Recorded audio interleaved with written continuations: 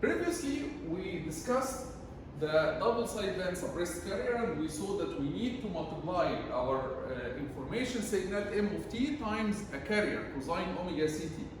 In this video, we are going to discuss how we are going to do this multiplication process. So we are going to deviate a little bit from the communications course, and we are going to talk a little bit about some electronics. We are going to talk about the flavor of how to design in electronics, how to design this multiplication process.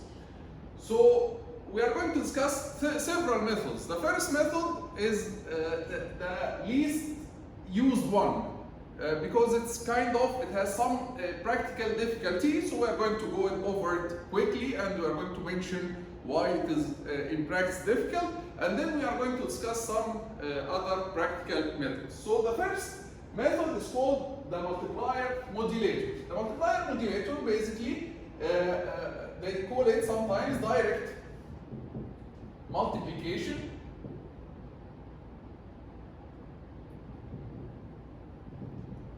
It depends, basically. Remember that the objective is we want to multiply our signal m of t times cosine, right?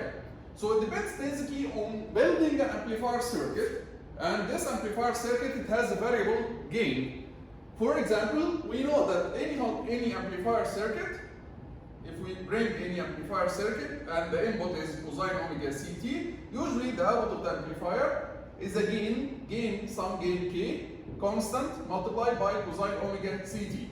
What if we can design this gain k to be, or to have a linear relationship with m of t? So if we can design this gain of the amplifier k to be variable with m of t, and it has a linear relationship, which means that k equals m of t, then in this case the output of the amplifier will be m of t times cosine omega ct, and this is what we want, right? So if we can design an amplifier with an adaptive gain, this adaptive gain has a linear relationship, or basically it is equal to the signal m of t, then we are going to have the multiplication process that we want. However, in practice, and especially in the previous 2 decades, it was very difficult to design an amplifier with a variable gain that has a wide range of linearity with an input signal. Because the amplifiers, basically, they depend on transistors, on diodes, on nonlinear elements. These elements are nonlinear by default, by nature. So it's very difficult to get a linear relationship from nonlinear devices, right? So it was because of the linearity issues here, because you want to keep linearity over a wide range of m of t. This method became impractical. Although recently they started to solve these kind of linearity problems and they can implement this method, however, it was impractical previously.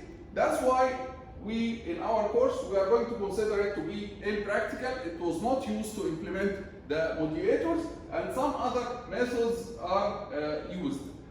The second method is called nonlinear modulators.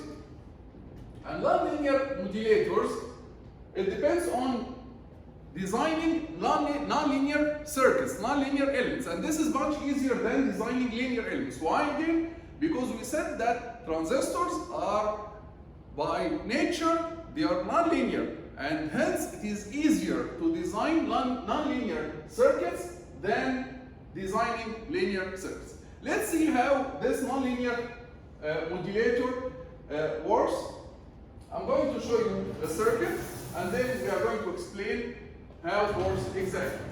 So in this circuit, we have our signal m of t and the carrier cosine omega ct, and then we add them one time. So one time we add them. So x1 is the addition between m of t. So x1 is going to be the addition between cosine omega ct plus m of t. And x2 is the subtraction between cosine and m of t. So x2, you can write it as cosine omega ct minus m of t.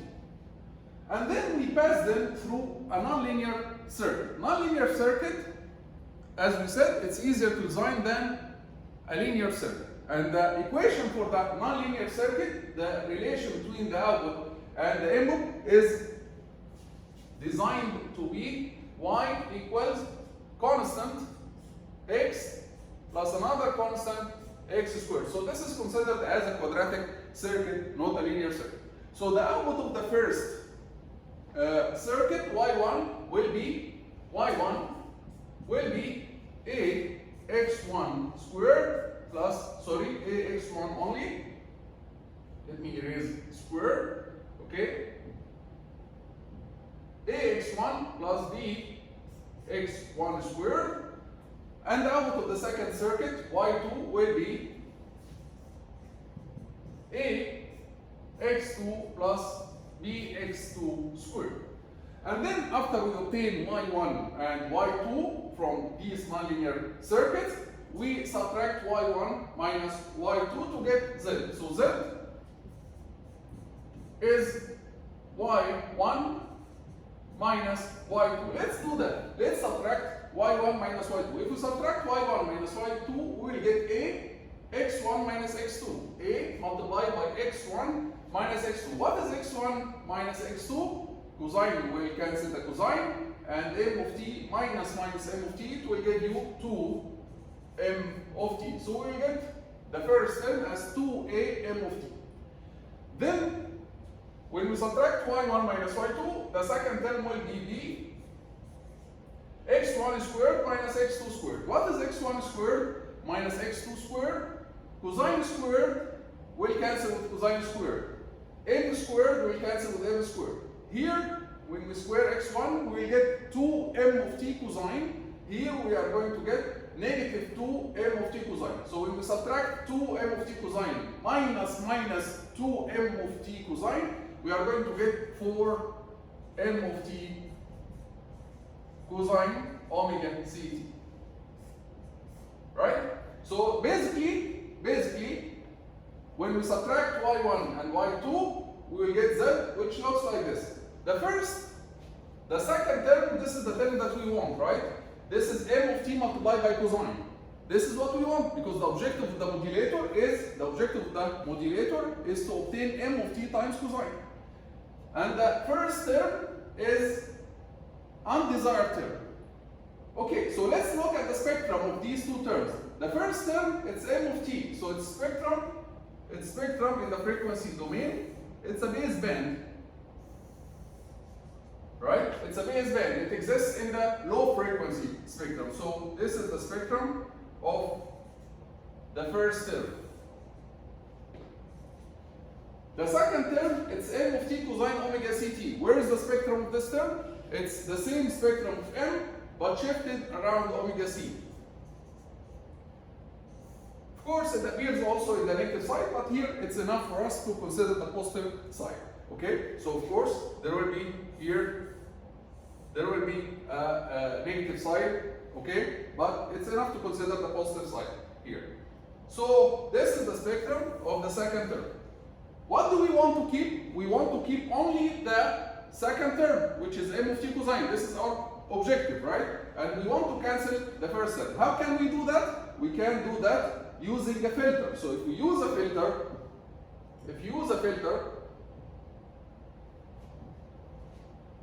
bandpass filter, centered around omega c, and with a width that is 2b hertz or 2b hertz. If you are going to write it in hertz, it will be 2b hertz or 4 pi b radian per second. These are equivalent to each other, 2b hertz, okay, which is double the bandwidth of our original signal. If our original signal had a bandwidth of 2 pi b, then you need here a filter with a bandwidth 4 pi b, or in frequency, in f, it's 2b hertz. So if we design a filter, if we use a filter centered at omega C, and of course negative omega C at the other side, at the negative side, with a bandwidth of 2 bHz or 4 pi b radian per second. This is the bandwidth of this filter. Then we are going to keep only this term, and we are going to remove the baseband term. So we keep only this term and we remove the baseband term, and the output of our circuit will be 4b m of t cosine omega ct. Of course, here you can subtract cosine minus m of t. In this place, you can subtract cosine minus m of t or m of t minus cosine. Both of them are going to give you the same result exactly. Okay, whether you subtract cosine minus m of t or m of t minus cosine. So this is basically the nonlinear modulator circuit. M of t, cosine, these are our two signals, the carrier and the message. You add them one time, you subtract them another time. Then you pass them through a nonlinear element or nonlinear circuit with this equation. Then the output of the two nonlinear circuits, you subtract them, you get Z of t. Z of t contains a baseband term and a term that is shifted around omega c. And then you use a filter, bandpass filter, to keep this term and remove the other term. As we see from this circuit, at Z of t we got a term that has m of t and another term that has m of t cosine. Right? The two inputs were m of t and cosine. But at Z of t we got m of t and then m of t multiplied by cosine. Did we get a term for cosine alone? No. So our two inputs were m of t, these are the inputs to the circuit, m of t and cosine. And then at the output, at Z of t, we got m of t, so we got one of the inputs again. And then we got the multiplication between the two inputs. Of course, there are some constants, don't worry about them. So we got the multiplication. Did we get a term for cosine alone? No term for cosine alone. So we call this type of modulator, we call it single balanced. Single balanced. Why single balanced? Balanced means that it cancelled one of the inputs at the output. So at the outputs, one of the inputs was cancelled. So automatically, one of the inputs was cancelled at the output.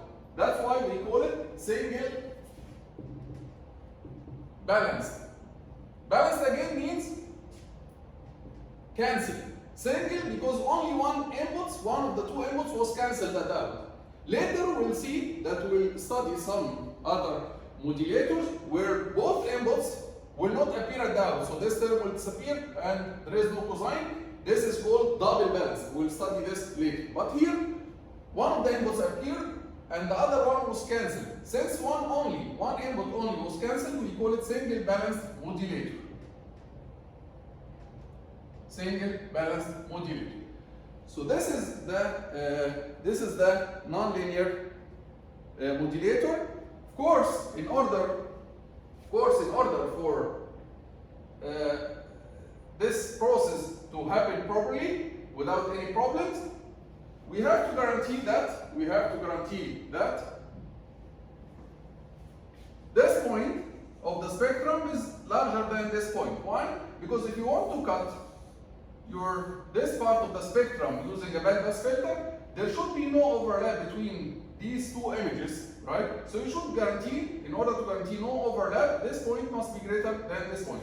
This point is omega c minus 2 pi b, while this point is 2 pi b. So we need to guarantee that omega c minus 2 pi b is greater than or equal 2 pi b. So omega c must be greater than or equal 4 pi b. This is theoretically. This is assuming that we are using a bandpass filter, ideal bandpass filter with a sharp edge. Okay? You can use equality. But practically speaking, the bandpass filter, it's not ideal. It doesn't go with a sharp edge. It goes gradually like this, right? So we cannot use equality here, because if you use equality, the filter is going to pass some part of this spectrum, or this part of the spectrum, is going to pass some energy to this part of the spectrum. So we have to use, for practically speaking, when the filter is not ideal, omega c must be greater than 4 pi d. But theoretically, if you assume ideal bandpass filter, then you can use equalizer. So this is basically we talked in this video about the first two types of modulators, the multiplication modulators, okay, and the multiplier modulators and the nonlinear modulators. And we saw that the multiplier modulators, they have a problem of designing a circuit that is linear over a wide dynamic range, which is very difficult in practice, or at least it was very difficult until recently, okay? And then this type of nonlinear circuits, where we use nonlinear elements, nonlinear transistors, and we design a circuit with nonlinear elements, which is much easier than designing a circuit with linear elements.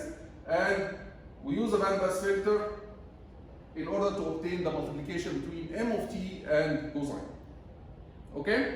Then, in the next video, we are going to discuss another type of modulators, which are very practical and they depend on a very smart idea. See you in the next video.